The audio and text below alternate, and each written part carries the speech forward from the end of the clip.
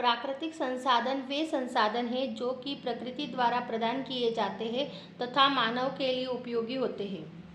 हमारे प्रमुख प्राकृतिक संसाधन भूमि, वायु, जल, कोयला इत्यादि हैं। इनके निर्माण में हजारों लाखों वर्ष लगते हैं। प्रकृति द्वारा दी गई सभी स्वतंत्र वस्तुएं जो मानव की क्रियाओं की परिधि में आती हैं प्राकृतिक संसाधन कहलाती है। यह प्राकृतिक संसाधन की परिभाषा है। प्रकृति द्वारा दी गई सभी स्वतंत्र वस्तुएं जो मानव की क्रियाओं की परिधि में आती है प्राकृतिक संसाधन कहलाती है।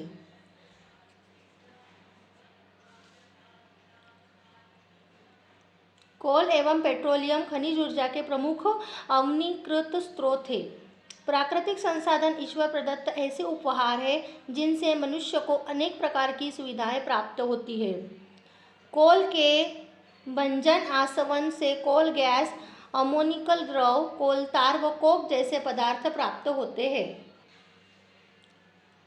सुस्थिर जीवन जीने के लिए प्राकृतिक संसाधनों का विवेकपूर्ण उपयोग आज ही महती आवश्यकता है। पेट्रोलियम पृथ्वी के भीतर करोड़ों वर्षों से दबे जीव जंतुओं के अवशेषों के विघटन का प्रमुख उत्पाद है।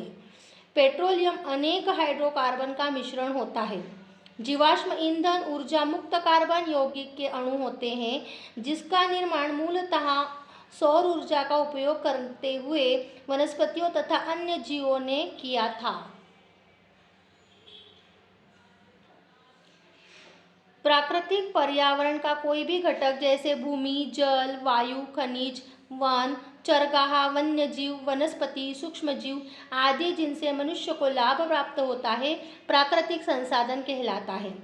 पृथ्वी पर पीने योग्य जल की मात्रा बहुत कम है, अतः इसका उपयोग सावधानी से करना चाहिए। पौधों एवं जंतुओं के संरक्षण हेतु प्रमुख उपाय क्रमशः वन संवर्धन एवं वन्य जीव अभयारण्यों का विकास है। कोल मतलब कोयला एवं पेट्रोलियम भूमि की सतह के नीचे गहराई में दबे जीव जंतुओं एवं पौधों के जीवाश्मों के उच्च दाब व ताप पर बैक्टीरिया द्वारा अपघटन से बनते हैं।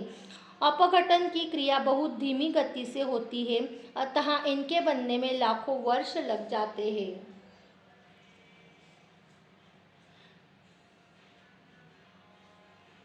पेट्रोलियम को भूमि की सतह के नीचे स्थित पेट्रोलियम कुओं से निकालने वाली प्रमुख संस्थाएं ONGC, OIL तथा IOC है। यह भारतीय कंपनियां हैं। पेट्रोलियम के प्रभाजी आसवन से petroleum gas, ether, petrol, kerosene, diesel, ईंधन, स्नेहक तेल, पैराफिन, मोम, एस्फॉल्ट एवं कोक जैसे बहुउपयोगी उत्पाद प्राप्त होते हैं जिन्हें प्रभाज कहते हैं। पेट्रोलियम गैस से घरेलू ईंधन LPG द्रवित पेट्रोलियम गैस प्राप्त होती है। कोल एवं पेट्रोलियम पदार्थों के जलने से उत्पन्न प्रदूषण जीवधारियों विशेषकर मानव स्वास्थ्य के लिए अत्यंत हानिकारक है।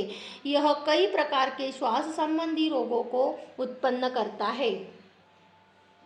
प्राकृतिक संसाधन पारिस्थितिकी तंत्र को स्थायित्व प्रदान करते हैं एवं परितंत्र में संतुलन बनाए रखते हैं। प्राकृतिक संसाधन जैविक एवं अजैविक दोनों प्रकार के होते हैं। प्राकृतिक संसाधनों में कुछ साधन स्थिर होते हैं व कुछ घटते बढ़ते रहते हैं। रचना के आधार पर प्राकृतिक संसाधन नवीनीकरणीय एवं अनवीनीकरणीय होते हैं। बढ़ती जनसंख्या तथा औद्योगिकरण के कारण संसाधनों के भंडार में कमी आई है। कार्बन 4 संयोजकता वाला एक ऐसा तत्व है जिसमें अन्य कार्बन परमाणुओं के साथ लंबी श्रृंखला बनाने का गुण होता है। कार्बन के इस गुण को श्रृंखलन का गुण कहते हैं। प्राकृतिक संसाधन वे ईश्वर प्रदत्त वस्तुएं हैं जिनसे कोई न कोई लाभ होता है।